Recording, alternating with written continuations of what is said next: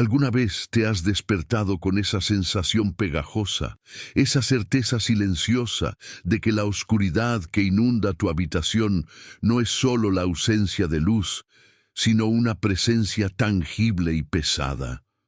No hablamos del miedo infantil a los monstruos debajo de la cama, sino de esa sabiduría adulta que te dice que hay momentos, puntos exactos en el tiempo, donde el velo entre lo que es real y lo que debería permanecer oculto se vuelve tan delgado como un aliento en el cristal.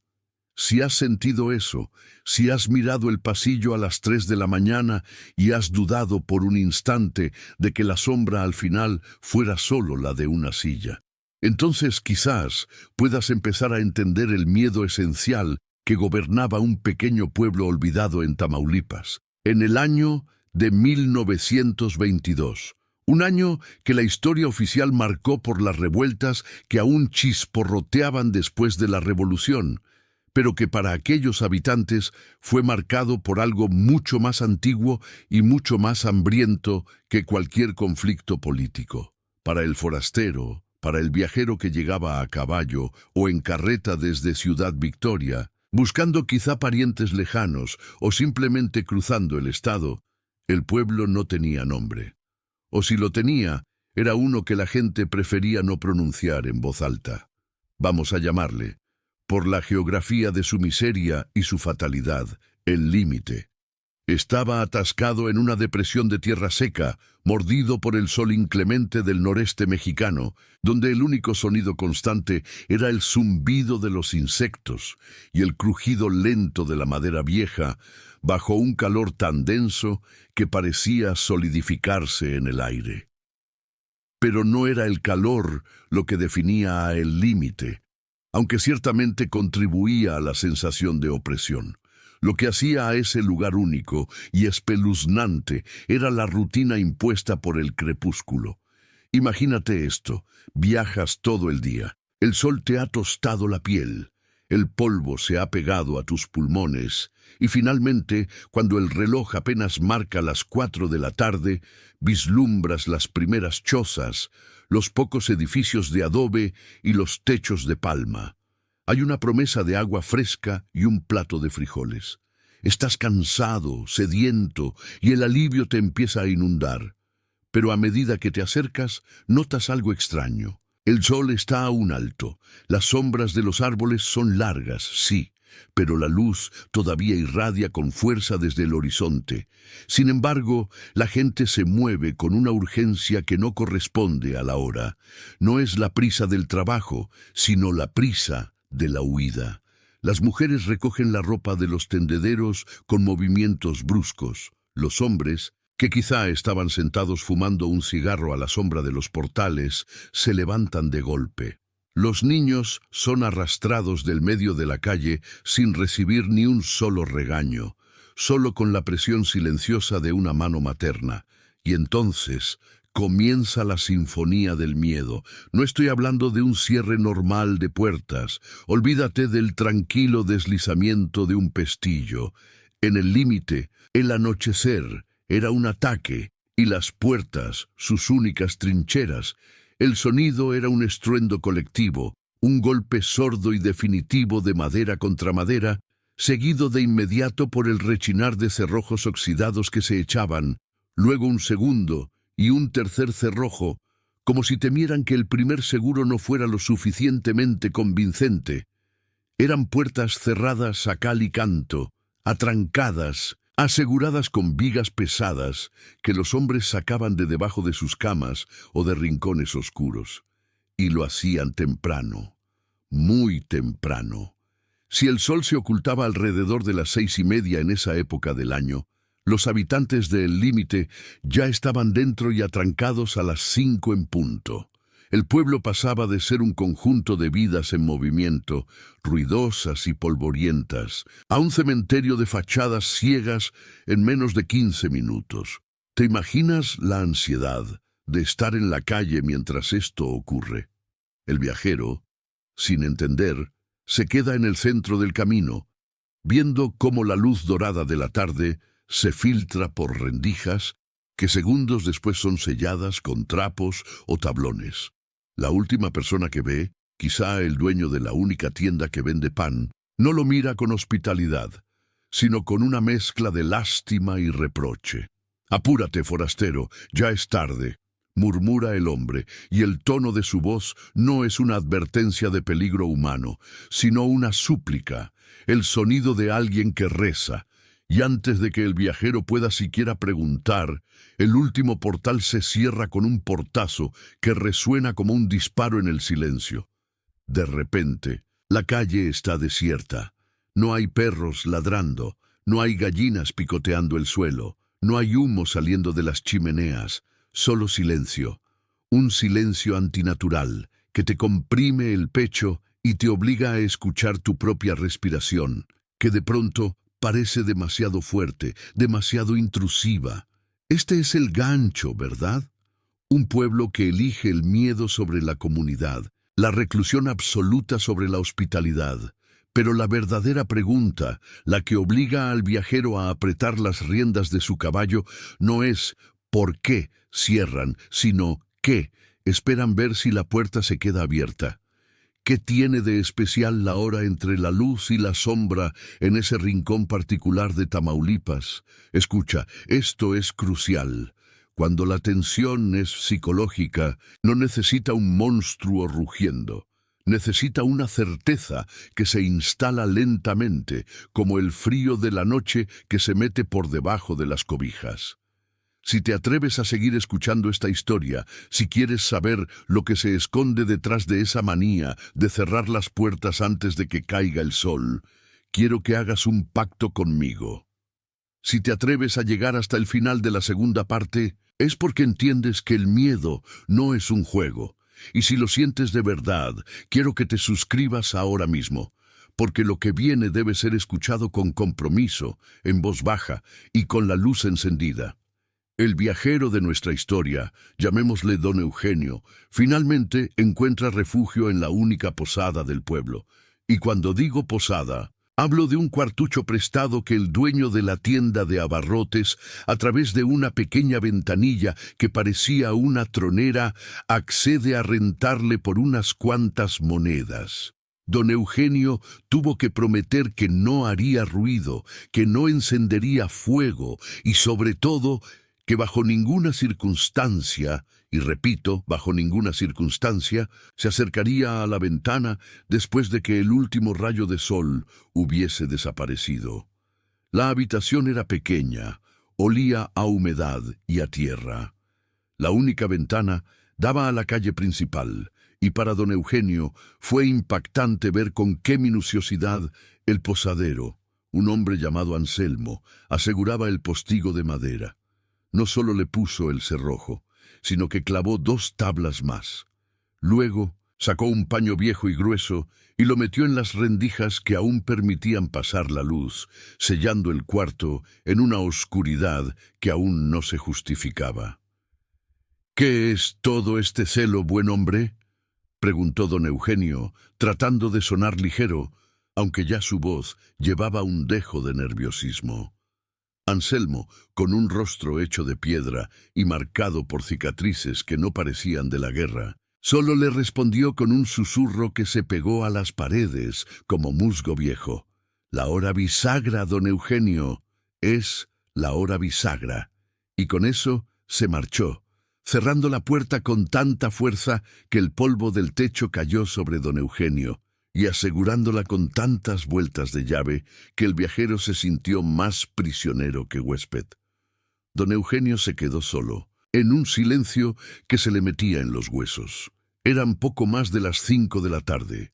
La luz natural debería haber inundado la calle y filtrado alegría, el bullicio normal de la gente. Pero allí, en esa oscuridad forzada y temprana, solo existía la pesadez. Se sentó en el catre. Al principio intentó racionalizarlo, quizá bandidos, quizá animales salvajes que bajaban de la sierra. Pero la gente del límite no parecía armada, no tenían el aire de quienes esperan un ataque humano. Su miedo era diferente. Era un miedo geográfico, ligado a la tierra. El silencio A medida que el tiempo pasaba, dejaba de ser solo la ausencia de sonido para convertirse en algo activo. Imagina un vacío que succiona cualquier vibración. Don Eugenio intentó leer, intentó limpiar su pistola, pero el silencio era tan dominante que cada pequeño sonido que producía, el roce del papel, el clic del metal, le sonaba grotescamente amplificado, como si estuviera gritando en una iglesia vacía. Y luego sucedió esa transición, el momento exacto en que la luz que se filtraba por debajo de la puerta sellada cambió de color. De un dorado cálido pasó a un gris sucio y finalmente a un tono azul profundo, casi morado. Esto significaba que el sol se había ocultado finalmente detrás de las montañas. Fue entonces cuando el silencio se rompió. No fue un grito, no fue un estruendo, fue algo mucho peor. Fue el sonido de la calle vacía, volviendo a la vida. Don Eugenio se levantó de golpe, caminó en la oscuridad hasta la ventana claveteada. No podía ver nada, pero podía escuchar. Al principio era casi imperceptible. Un sonido seco, rítmico, como si una piedra pequeña estuviera rebotando sobre el empedrado, pero con una cadencia demasiado regular para ser un accidente. Toc, toc, toc. Y luego, las pisadas. No eran pisadas humanas. Las pisadas de un hombre, aunque se mueva en la oscuridad, tienen un patrón, un peso, un arrastre del zapato o de la bota. Esto era diferente. Eran pisadas ligeras, rápidas, pero que nunca parecían alejarse, solo rodear, como si alguien estuviera corriendo en círculos en medio de la calle, justo frente a la posada, pero descalzo. O, peor aún, en 4 patas. Don Eugenio pegó la oreja a la madera de la ventana. Podía escuchar el roce, el susurro del aire moviéndose y el ritmo frenético de esas pisadas que jamás se detenían. Era como un juego macabro de la ronda, una danza solitaria y sin música. Intentó calmarse. Es solo el viento, don Eugenio, es solo un animal, se decía a sí mismo. Pero el miedo en el límite no era por animales comunes. El miedo no forzaba a la gente a sellar sus casas con tanta desesperación. Las pisadas se detuvieron abruptamente. El silencio regresó, pero esta vez era un silencio que contenía el aliento, que se sentía cargado de anticipación. Don Eugenio sabía, con una certeza que le heló la sangre, que lo que había estado moviéndose ahora estaba quieto, justo al otro lado de la madera, esperando. Si estás solo ahora, si la luz de la lámpara parpadea, te ruego que escuches bien esto.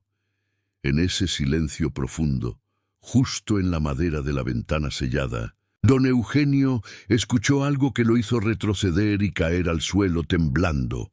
Fue un raspado, un sonido agudo, lento, no como una uña, sino como una garra larga y huesuda que pasaba una y otra vez sobre el tablón, buscando una rendija, tanteando la debilidad de la madera que separaba el interior del exterior.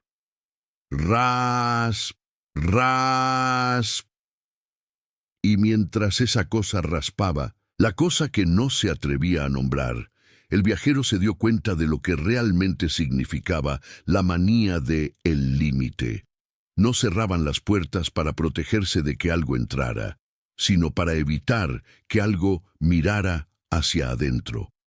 Era la noche, la penumbra, el aire de ese pueblo intentando saber dónde estabas, buscando la luz que delatara una presencia viva y cálida en la frialdad de la oscuridad. El raspado cesó y fue reemplazado por otro sonido, mucho más íntimo, mucho más terrible. Un sonido que parecía venir no del otro lado de la calle, sino justo a centímetros de la oreja de don Eugenio, a través de las fibras de la madera. Fue un suspiro, profundo, húmedo, y que no parecía necesitar pulmones. Era el sonido del aire expulsado, justo contra el lugar donde se había clavado el paño viejo. Don Eugenio permaneció inmóvil. La oscuridad en la habitación ahora tenía peso, Era espesa y olía a tierra mojada y a algo indefinible, como óxido o metal antiguo. Sentía que esa cosa, lo que fuera que estuviera respirando del otro lado, sabía exactamente dónde estaba él. ¿Cómo podía estar tan seguro? Porque la voz que escuchó a continuación, aunque era apenas un murmullo, era lo suficientemente clara y profunda para no ser confundida con el viento. Una voz seca, quebradiza, como hojas muertas. «Estás despierto», dijo. Y no fue una pregunta, sino una afirmación, una constatación. Don Eugenio cerró los ojos y apretó las manos contra las orejas, sintiendo el pánico subir por su garganta. Se dio cuenta de que no había ni un solo vecino que le abriera la puerta. Estaba solo en ese pueblo de madera y silencio, atrapado con lo que sea que usaba la hora bisagra para pasear por las calles. Y esa cosa, ahora, estaba hablando con él. Esto es el límite. Esto es el miedo de Tamaulipas, 1922. Un pacto con la oscuridad que exige el encierro antes de tiempo. Porque lo que sale a rondar al anochecer no solo busca la carne, sino la atención. Busca saber que lo has visto, y don Eugenio, esa noche, acababa de ser visto. Si has sentido alguna vez que te observan en el silencio de tu casa, si entiendes la opresión de ese cuarto en el límite, déjame un comentario simple, solo una palabra. Escuché.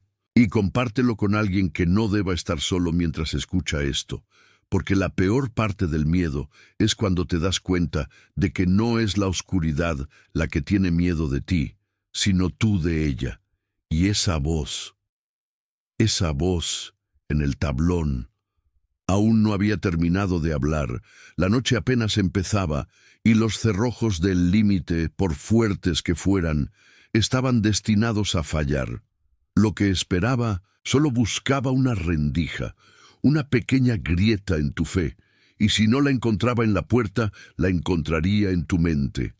Duerme tranquilo, si puedes, pero antes de apagar la luz, recuerda que hay pueblos enteros que se van a la cama antes de que oscurezca, y no lo hacen por cansancio, sino porque saben que cuando las luces se apagan, algo empieza a preguntar por ti. Dime, ¿alguna vez has sentido que el silencio de tu casa, esa ausencia de ruido que se supone es calma, no es un vacío, sino una espera? En la Villa de la Sombra, en aquel 1922, el silencio que caía después de que la última aldaba se cerraba no era paz. Era un aliento contenido, un grito que se negaba a nacer. Era la certeza de que, aunque la vista estuviera bloqueada, lo que se movía afuera estaba ahí, y era inmenso. Cuando la luz del sol se extinguía, no quedaba ni un solo resquicio de claridad en el pueblo. Las velas se encendían y se colocaban en el centro de las habitaciones, pero su luz era tímida, casi una disculpa. No había faroles en las calles, no había voces. Los niños, acostumbrados desde la cuna a este rito opresivo, eran silenciados por la mano firme de sus madres, mucho antes de que el sol tocara el horizonte. Porque el sonido, cualquier sonido emitido desde dentro, era un faro, una invitación que no debías extender. Lo que venía con la oscuridad, la cosa que obligaba al pueblo a vivir en esa perpetua prisión autoimpuesta, no tenía nombre. La gente vieja, los que habían visto demasiados amaneceres después de noches inquietantes, lo llamaban simplemente el peso. Era una presión en el aire, una pesadez que se adhería a la piel, un frío que no venía del clima, sino de una cercanía innombrable. Escucha con atención, porque la verdadera historia de Tamaulipas no está en el cierre de las puertas, sino en lo que ocurría tras ellas. Pasada la medianoche, cuando incluso el viento parecía tener miedo de soplar demasiado fuerte, comenzaba. Al principio era un sonido, no un aullido, no un rugido, sino algo mucho peor, un raspar, un sonido húmedo y pesado, como si una inmensa masa viscosa estuviera arrastrándose sobre las piedras desgastadas de la calle. Era lento, deliberado, no tenía prisa. Sabía que nadie iba a salir, Sabía que estaban atrapados. Imagina, estás con tu familia, sentado alrededor de una vela, sin hablar, solo escuchando ese arrastre que se acerca. Cada familia lo escuchaba pasar por su calle, por su fachada, y cada sonido era amplificado por la madera de las puertas y la piedra de los muros.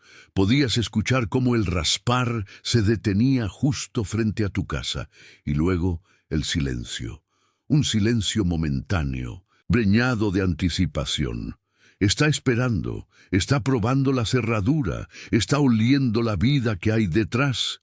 Los hombres apretaban los puños, las mujeres abrazaban a sus hijos y rezaban oraciones mudas a santos que parecían haber abandonado la villa de la sombra hacía mucho tiempo. Si esta historia te está calando hondo y sientes la necesidad visceral de saber qué ocurrió con esa gente, te pido que te quedes hasta el final. Es un pacto de silencio que no puedes romper. Y si aún no lo has hecho, asegúrate de que al menos tu suscripción esté activa, porque estas historias buscan testigos, especialmente en la noche. La tensión en esas horas era tal que la gente a menudo describía la sensación de que sus propios corazones latían más fuerte que el raspar de afuera. Era un terror íntimo, personal.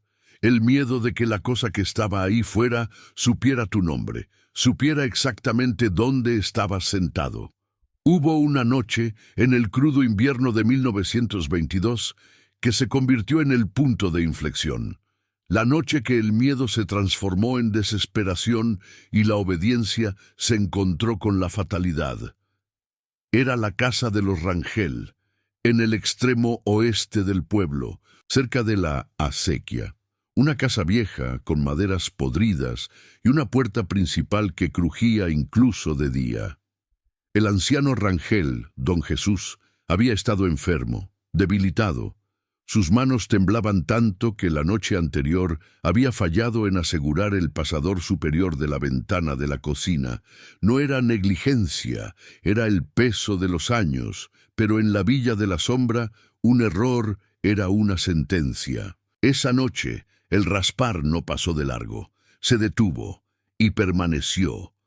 Los Rangel estaban sentados en la sala. Escucharon el sonido pesado, la respiración del aire siendo desplazado. Pero lo que vino después no fue el arrastre continuo. Fue un sonido nuevo, mucho más perturbador. Fue el sonido de algo presionando la madera, no con violencia, sino con una fuerza constante e irresistible, como si un dedo gigantesco estuviera probando la resistencia de la pared. Desde dentro se escuchó un crujido. Era el marco de la ventana de la cocina, cediendo ante la presión. La familia se paralizó. Don Jesús intentó levantarse, pero su cuerpo no respondió. Sabían lo que venía, y sabían que no debían hacer ruido. El terror más grande no era la entrada del ente, sino el acto de atraer su atención con un grito. El raspar se hizo más alto. Luego vino el sonido del pasador superior, el que don Jesús había olvidado asegurar, deslizándose con un chirrido minúsculo de metal contra metal. La ventana no se rompió, simplemente se abrió, muy lentamente hacia adentro, y entonces el sonido más aterrador de todos. No era la cosa entrando, era la ausencia de sonido. El viento se detuvo, el latido del corazón del pueblo pareció detenerse. En la casa de los Rangel no hubo gritos, no hubo forcejeos, solo hubo un silencio inmediato y total, un silencio que no era el cese del ruido, sino la succión de la propia vida, del calor, de la luz. Los vecinos más cercanos, los Mendiola, que estaban pared con pared, escucharon la ventana abrirse, y luego el vacío. La señora Mendiola relató años después que sintió como si el aire de su propia casa se hubiera vuelto más delgado, más frío. Escuchó un sonido, un único sonido final, que no era un lamento ni un alarido, sino algo que describió como el amortiguamiento de la esperanza, como cuando apagas una vela con los dedos, dejando solo humo. El raspar no se escuchó salir de la casa de los Rangel. simplemente desapareció, junto con la familia. A la mañana siguiente, cuando el sol apenas lamía los tejados y se rompía la regla de no abrir hasta que el día fuera pleno, el alcalde y el sacristán fueron a la casa de los Rangel. Lo que encontraron era desolador, pero no de la manera que esperarían los ajenos al terror. No había sangre, no había restos, las sillas estaban en su sitio, la vela se había consumido hasta el fondo. Todo estaba perfectamente ordenado, excepto por un detalle fundamental. La casa estaba vacía, no solo vacía de personas, sino vacía de presencia. El olor era neutro, frío. Si cerrabas los ojos, no podías adivinar si era una casa o una cueva. La puerta principal, la que don Jesús siempre sellaba con 3 pesados pasadores de hierro, no estaba rota. Estaba abierta, apenas abierta, inclinada sobre sus goznes, como si alguien la hubiera dejado ligeramente separada al salir, de manera cortés e inconmovible. Era la firma de El Peso. No necesitaba violencia bruta, simplemente abría las puertas y tomaba lo que quería. Y aquí está la parte que rompe la mente. La conclusión más terrible de la Villa de la Sombra. Los habitantes se dieron cuenta de que el ritual de cerrar las puertas antes de oscurecer no era para mantener al ente fuera, sino para demostrarle que ellos reconocían su dominio.